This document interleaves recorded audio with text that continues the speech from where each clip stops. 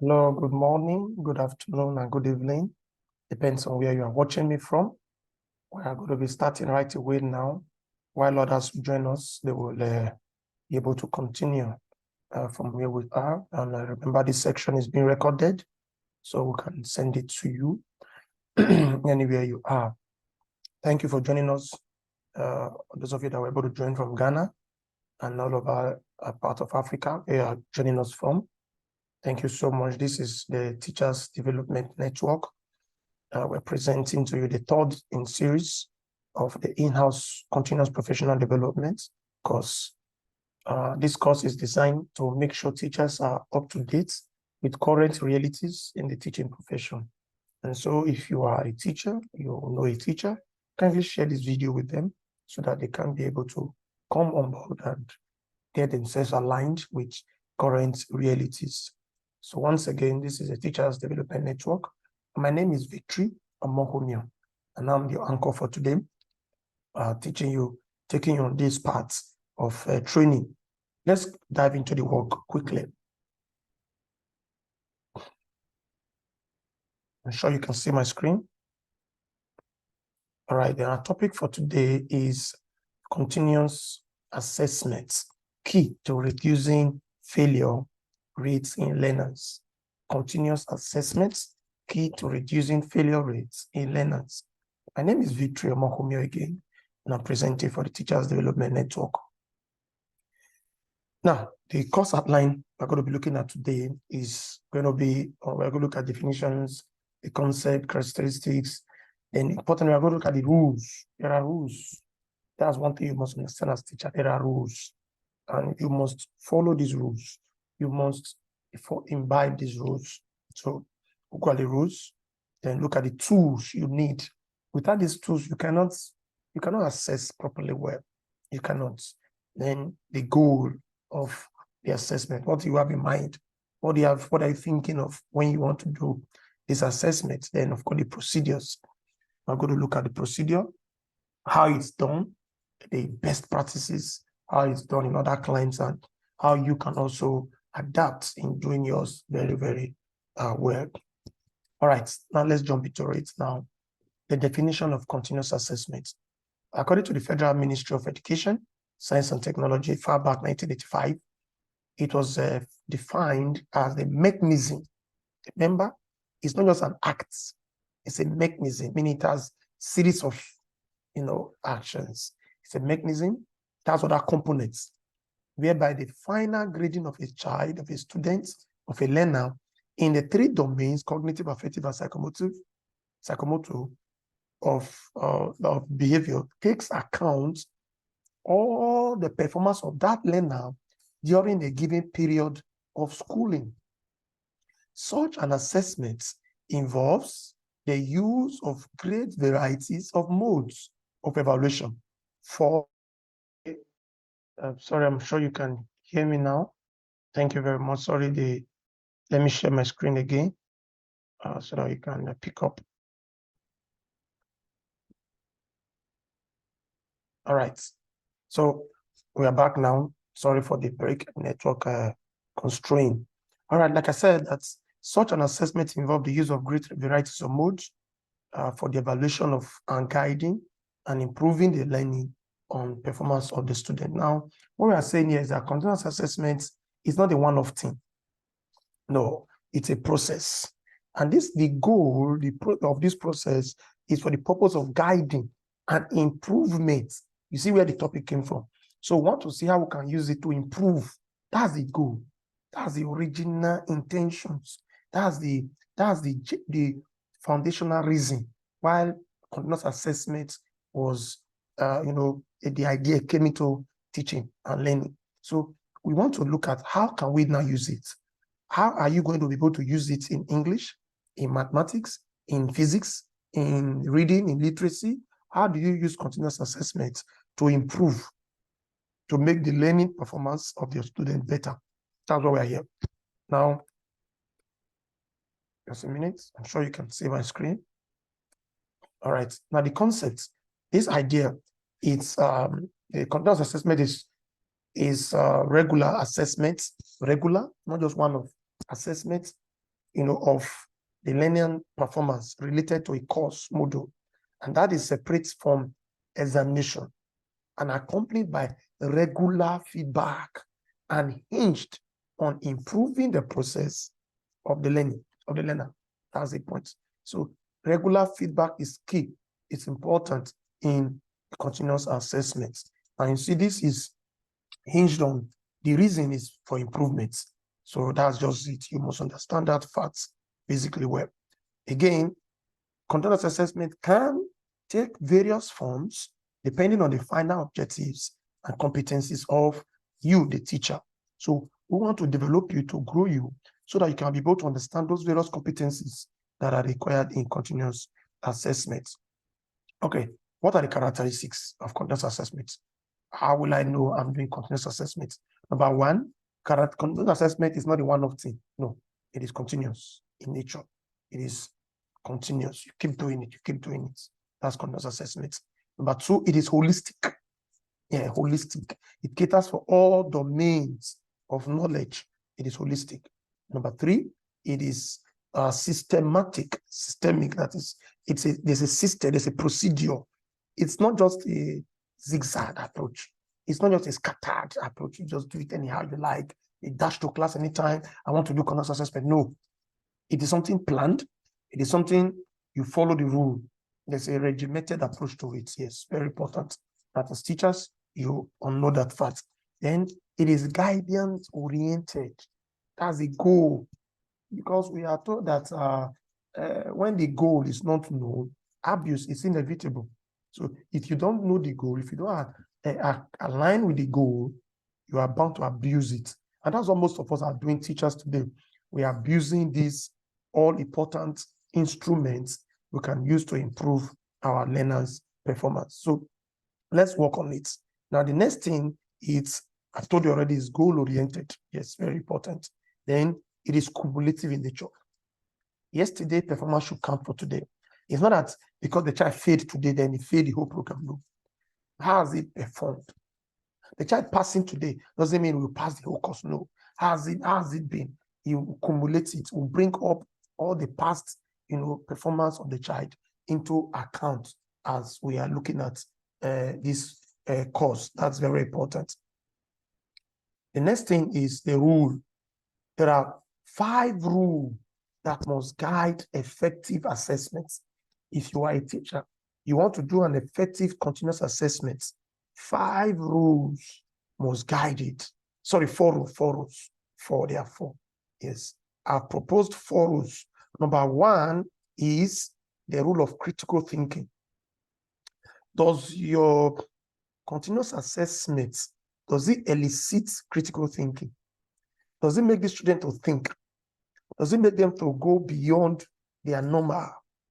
Does it encourage them to open up their cognitive mind, to reason critically? Very important. Does it encourage communication among them? Healthy communication. Yes. If your these are the tests. The test, it must pass. It must pass. This assessment you are giving must pass this trial. It must encourage healthy communication. It must gender collaboration. It must engender collaboration, teamwork. Then it must spur up creativity. There should be creativity in the mind of these learners. Now, look at the first one. We'll talk about critical thinking. Critical thinking is simple. You may think, what is critical thinking? Like, critical thinking is simple. You have a problem. You go in thinking for solution, and you bring a solution for us. Stay. Finish. There's a problem. Identify a problem. Think. How will I solve this problem? And bring a solution. Once you're able to do this, then once your test is able to solve these 3 problems, then you see that there is your test have passed this, your assessment have passed this test of continuous assessment. Very, very important. Please do not forget that it must bring a problem, encourage them to think, in what? Look for solutions, and then propose those solutions. Now, it must encourage communication, healthy communication. Now, we'll talk about communication. I've told people in several of my trainings that the goal of communication is, to pass a message, to communicate, is to drop a message. And the test of communication is feedback. The goal is to pass a message, to pass your mind or the message I have in mind. But the tests, the evidence that you are past that message is a feedback. Are you getting feedback? What kind of feedback are you getting? Many teachers, they just do a continuous assessment, no feedback. No, you don't wait for feedback. And many of you, when you get this feedback, you don't sit down to analyze, to check this feedback. Have the goal been met? Was the message appropriate? The medium, was it okay? The sender, the message, was it appropriate for the sender? You give a test, a continuous assessment. Is it age appropriate? Is it above their age? Is it below? Check these things, very, very important. Then collaboration. It must bring about collaboration. There's no one size fits all. There must be things like exchange, inspiration, teamwork, success, trust, support. It's very, very important amongst these learners. Your continuous assessment must encourage collaboration. Now, how do you do collaboration? It's like, okay, fine, pair yourself in group, teamwork, group assignment, group projects. Go and find out this. It can be a short course. Go to the field. 3 of you, pair. Go and investigate this on the field. Go to the lab. Go and investigate this. You are encouraging collaboration. You are there. You are there with them. You are taking notes. Okay, Janet, you are not contributing to your teamwork. I will remove from that team. You have to support your team. Peter, you must be involved in your teamwork. You bring about collaboration. Very, very important. Now, the next thing is you must understand in collaboration, please. Your test, your continuous assessment must not bring competition.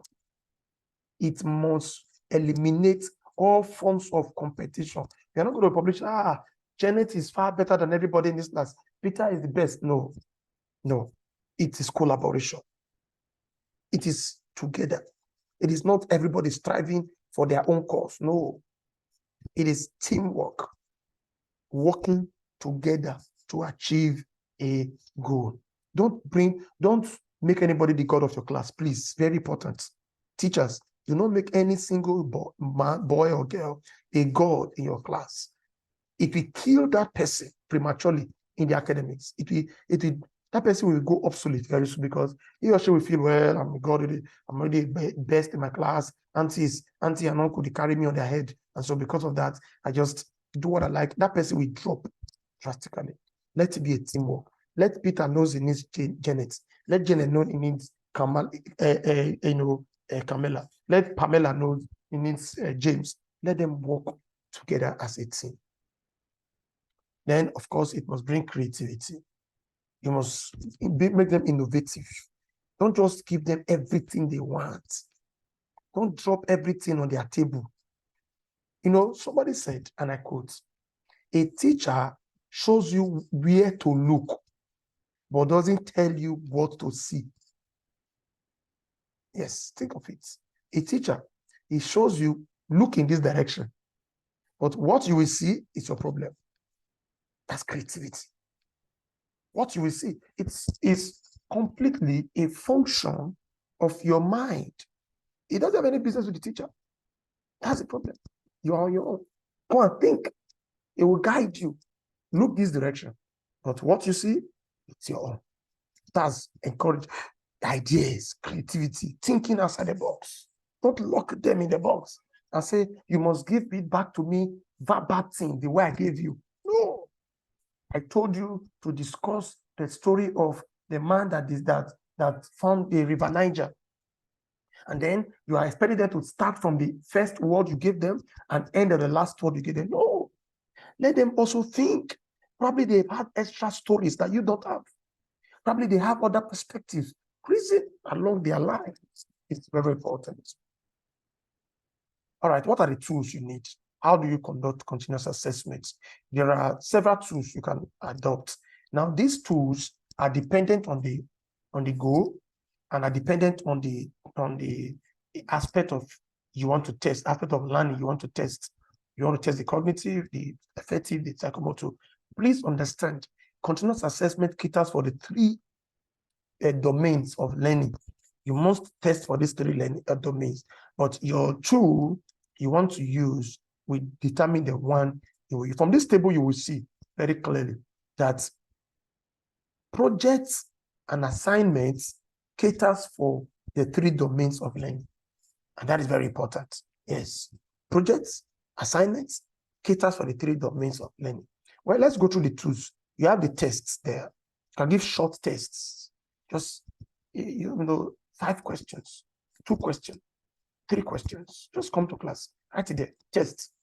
You want to test. Now, please, test only cater for the cognitive. You want to have the ability to recall, the ability to think, the ability to apply, the ability to interpret. Just want to test for those ones. You can come and do that. Now, projects is we are encouraging that we give projects and assignments. These assignments are not always written assignments. No. They can be assignment to go and investigate something. They can be an assignment to go and find out an historical fact. Yes. It's not always assignment of a test. Many of the tests we give, they are written, they are only testing the cognitive, and they'll go and copy. This is why many of us today, we are worried that parents help our children to do assignments. It is because that assignment is still tests. They give them assignment, question 1 to 5, that's tests, but it's a home test. It's not really an assignment. So the assignment I'm encouraging parents and teachers here to engage on is assignment that we bring about investigative assignments, not the one you can easily copy. Go and find out this historical facts. Go and find out about this, art behavior. Why is this like this? So they will go back, they're able to make their research. Then, of course, you can conduct interviews, but that can only test for the affective behavior. And then written skill, you can test for both affective and psychomotor. Then observation, you just observe them, how they behave. Like at a time, I have online classes with some people, and I will just join with a different account. I'll mute myself. And the meeting, I'll open it for everybody. You will hear them talking. They will be talking. Some people will say, please, people should keep quiet. You're in classroom. Even if the lecturer is not yet here, you will soon be here. You people should calm down. And you will see them talking. You will see some making some very, unprintable words about themselves. And then immediately I join with my real account that they know. You see the, hey, he has joined. Please, everybody be quiet. He's here. And everybody will say, good evening, sir. Good morning, sir. Good afternoon, sir. I know. I've observed them. I know it's so. That's an assessment. And I will tell them, hey, I've been here. Look at what you said. Look at what you said. You'll be surprised. Continuous assessment by observation. So your own children, you can keep them in class. Just observe them, unknowing to them. See that their behavior. And of course, you can use questionnaire, accidental records, and psychometric technique. These are ways you can use to, help carry out continuous assessment. Now, what is the goal of continuous assessment? The goal. Why do you carry out continuous assessment? What must continuous assessment stand to achieve at the end of a given section? Number 1, it must bring about practice. Yes, it's work in progress. It's not a one-off thing. Practice, very important. Number 2 is purpose. The children should be able to realize that they are not here to crucify us. This says it's not for crucifixion. It's not for judgment. It's for me to grow. Yes. Please, it's important. Don't kill these children with anxiety. Remove anxiety, remove tension. Tell me, auntie is coming, we are having continuous assessment, and you see them afraid, the way they do for exams. Exam time, people fall sick. I know some of my students, even most of the time we are writing exams in a university. You see, they will put this ambulance outside the gate, and I was wondering. I used to wonder when I was a student, why are they always putting an ambulance there? And then they will say, you don't understand. Now, as I'm in the academics at a higher institution, I'm beginning to realize, wow, you see students who just collapse in exam. That's because of anxiety. Please, continuous assessment must not bring in any traits of anxiety. Must not bring it at all. At all. It mustn't bring any traits of anxiety to continuous assessment. Now, the next thing is no finality. It's not a one-off thing. It's work in progress. Of course, it will bring about engagement, as I talked about collaboration before. Engagement, then responsibility, self-awareness. It makes them realize, okay, look at who I really am. Look at my state presently. Look at the level I have gotten to in this area. Look at where I still need to work on myself. Then, of course, redefine teaching. It brings about redefined teaching and all that. So now, how do you carry out continuous assessments? How do you carry out continuous assessments? It's very important you know how exactly you can carry out continuous assessments. Number one is test development. Please, I'm using the word test. It's not just test, any of those two. So it's going to be tool development, tools development. You must develop the tool you want to use, not necessarily test. Yes, test is just one of the tools. Develop the tools you want to use. I'm using test because it's the first tool you will always use. So you can use, in place of that test, please change it to tools. Test development. Thank you very much. Yeah, thank you. Tools development. Develop your tool you want to use. And in developing this tool, we're going to have another section where I'm going to really dive into these things in depth. In depth, very important. We're going to go in depth of how to develop tool. I'm going to train you on how to use the test blueprints, and how to, do all those ones. Table of specification. It's important. Develop tools that are age appropriate. You must give, be guided by the course outline. Don't go and give questions that you didn't set.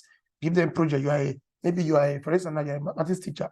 You are going to give them a project to go and investigate something in another climate entirely. No, don't do that. You must bring about, these tools, develop tools that are, within the scope of the lesson. It must cover the lesson and all that. Now, the next thing is test administration. How do you administer that test? The tool administration. You must understand that there are rules in administering these tests. There should be integrity. There are ethics.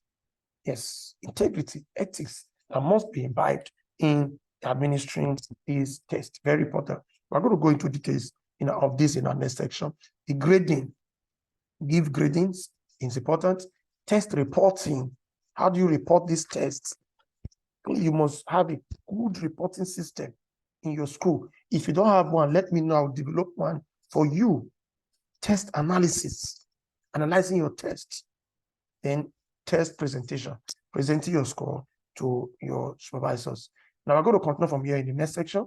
Because of time, we're going to really look at how we can develop these tools and look at the curve rule, look at the test blueprints, and discuss some other issues. Now, if I round up here, I want to just quickly emphasize that the goal of continuous assessment is for improvements. You must take into consideration all we have discussed and put them at the front of your mind. Thank you for listening, and see you. If you have any question, please drop it in the chat box, or you can ask. If you have any question, please feel free and ask your question. If you don't have any question, thank you for listening. For inquiries, if you want us to come to your school and train you, you want us to come and do a one-on-one training for you, it's available. We'll come and do that for you. If you want to sponsor projects, you are very free. Sponsor a project for us. We really appreciate you. You can send us an email at convener at Teachers Development Network, tdn.com.ng. Our website is www.tdn.com.ng.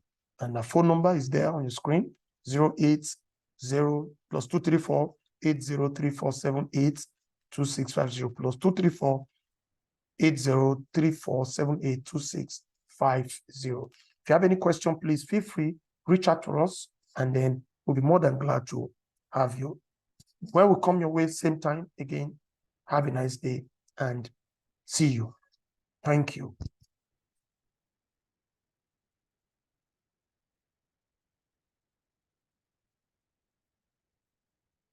Right. Thank you very much.